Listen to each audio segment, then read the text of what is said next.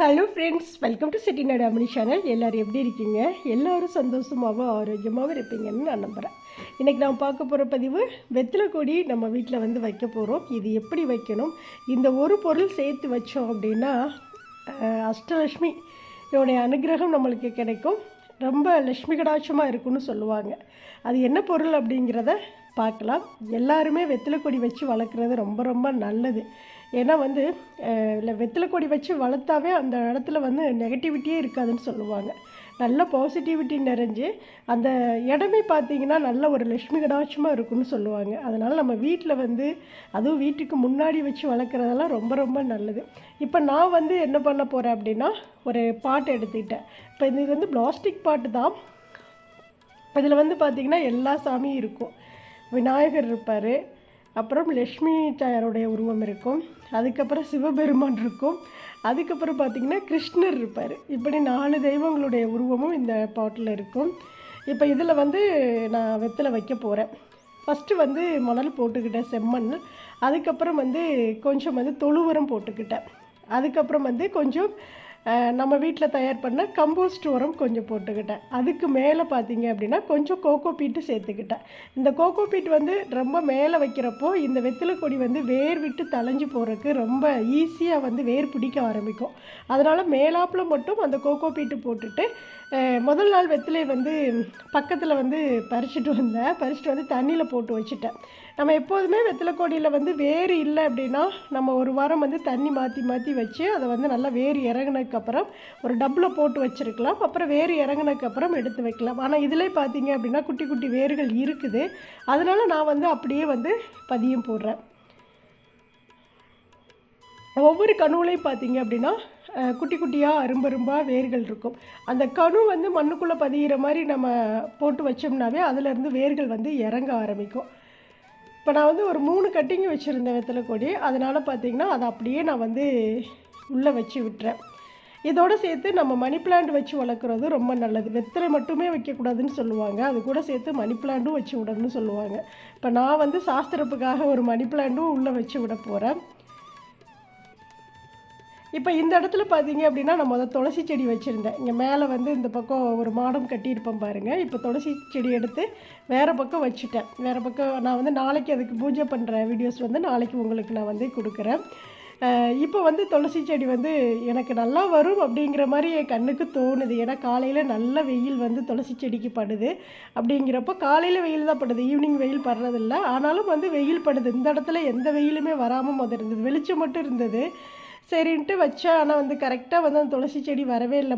மாற்றி வச்சாலுமே வந்து வெயில் இல்லாதனால வரலை. அதனால் இப்போ கரெக்டாக ஒரு இடத்துல அழகாக கொண்டு போய் வச்சுருக்கேன். நாளைக்கு விலாகில் அதை நீங்கள் பார்ப்பீங்க. அதனால் நான் இப்போ இந்த இடத்துல என்ன பண்ண போகிறேன் அப்படின்னா, அந்த துளசி மாடம் வச்சுருந்த அந்த மாடத்து மேலே இப்போ இந்த வெற்றிலை கொடி வைக்க போகிறேன்.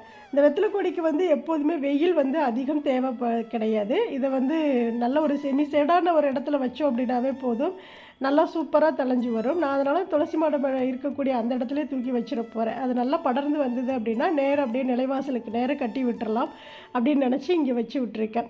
இன்னொன்று பார்த்தீங்கன்னா, ஒரு சிஸ்டர் சொன்னாங்க வெற்றிலை கொடியெல்லாம் தென்னை மரத்துக்கு கீழே வச்சு விடுங்க சிஸ்டர், அதில் வேர் பிடிச்சி நல்லா தளைஞ்சு போகும் அப்படின்னு சொன்னீங்க. அது கரெக்டு தான். ஆனால் என்ன அப்படின்னா, தென்னை மரம் ஏறி நான் ஏற்கனவே வச்சு வளர்த்துனேன்.